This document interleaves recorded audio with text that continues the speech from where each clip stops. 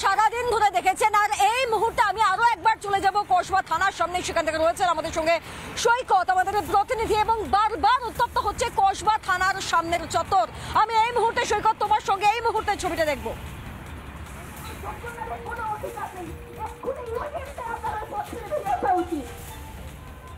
এই মুহূর্তে অভয়া মঞ্চের সদস্যরা তারা বিক্ষোভে নেমেছেন, তারা প্রতিবাদ করছেন।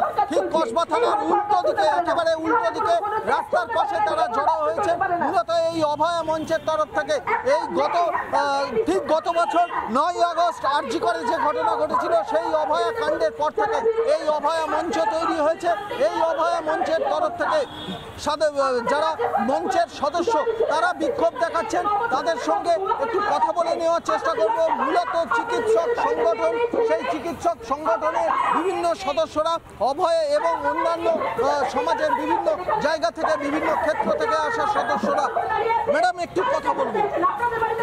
ঠিক গত বছর জুলাই মাসে আরজি করের ঘটনা, সেটা সরকার আগস্ট মাসে, সেটা সরকারি একটা হসপিটাল।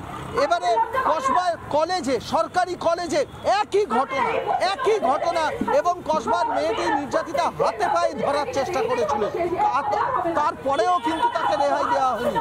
এই রাজ্য, এই শহর মহিলাদের জন্য কি আদৌ নিরাপদ? না, রাজ্য একেবারেই মহিলাদের জন্য নিরাপদ নয়। ঠিক যেরকম ভাবে ভারতবর্ষ নিরাপদ নয় মহিলাদের জন্য, সেরকম ভাবে পশ্চিমবঙ্গ নিরাপদ নয়। ভারতবর্ষের প্রতি প্রান্তে মহিলারা নির্যাতিত হচ্ছেন, পশ্চিমবঙ্গেও প্রতিটা প্রান্তে মহিলারা নির্যাতিত হচ্ছেন। সরকারের তরফ থেকে বলা হচ্ছে যে 3 জনকে গ্রেপ্তার করা হয়েছে, কিন্তু একটা কলেজের মধ্যে এই ধরনের ঘটনা, তাও মূল অভিযুক্ত প্রাক্তনী, এই কলেজের প্রাক্তনী। হ্যাঁ, প্রতিষ্ঠানের যদি মদত না থাকে তাহলে তো এই জিনিস হতে পারে না। ঠিক যে কারণে যে হকি জয়ী মহিলা যিনি তার পদক বিসর্জন দিচ্ছেন, কারণ তাকে কেন্দ্রীয় সরকার মদত দিচ্ছে, ঠিক এইভাবে রাজ্য সরকার মদত দিচ্ছে। সরকারি প্রাতিষ্ঠানিক মদতে ধর্ষকরা পরিপুষ্ট হচ্ছে আজকে পশ্চিমবঙ্গে, ভারতবর্ষে। আমাদের সংগ্রামীদের সবার বিরুদ্ধে।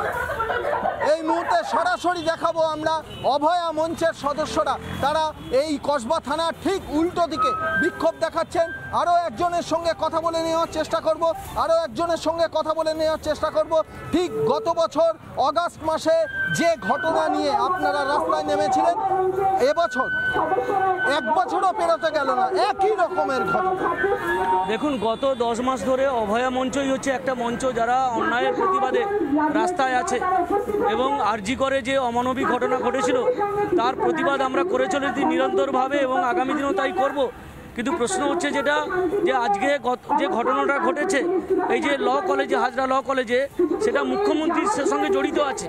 তাহলে মুখ্যমন্ত্রী যে কলেজে লেখাপড়া করেছেন সেই কলেজেই একজন ছাত্রীকে তার দলের একজন ছাত্র নেতা সে ধর্ষণ করলো, অথচ সরকারের পক্ষ থেকে কিন্তু কোনো বিবৃতি আমরা দেখতে পাচ্ছি না। এবং এই ঘটনায় মূল যে অভিযুক্ত সে হচ্ছে কলেজের প্রাক্তনী এবং নির্যাতিতা রানিং স্টুডেন্ট। সবচেয়ে বড় ব্যাপারটা হচ্ছে প্রাক্তনী নয়, সবচেয়ে বড় পরিচয় হচ্ছে যে তৃণমূল যে ছাত্র পরিষদ, সেই ছাত্র পরিষদের একজন অন্যতম রাজ্য নেতা এবং অভিষেক ব্যানার্জির ঘনিষ্ঠ বলে আমরা শুনতে পাচ্ছি।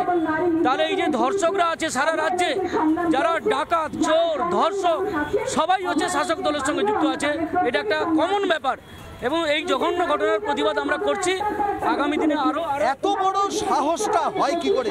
যাদের ছবি দেখা যাচ্ছে, এই মনোজিৎ মিশ্র, যাদের মন্ত্রী মিনিস্টার থেকে প্রভাবশালীদের সঙ্গে ছবি দেখা যাচ্ছে, তাদের মাথায় হাত আছে বলেই কি এত বড় একটা আসমান? একদম, আমি বলছি যে প্রশাসনের শীর্ষ স্তরের হাত না থাকলে এই ধরনের কাজ কিন্তু ধর্ষকরা করতে পারে না, যেটা আরজি করের ক্ষেত্রে প্রমাণ হয়ে গেছে। কলকাতা পুলিশকে প্রভাবিত করে তদন্ত প্রভাবিত করেছে, কলকাতা পুলিশ তদন্ত যেভাবে করেছে, সিবিআইও ঠিক সেই একই লাইনে তদন্ত করছে। সার্বিকভাবে ওপর তলার হাত না থাকলে এই জঘন্য, এই নারকীয় ঘটনা কিন্তু কখনো ঘটনা যায় না। এর প্রতিবাদ কিন্তু অভয়া মঞ্চ করছে এবং আগামী দিনে করবে।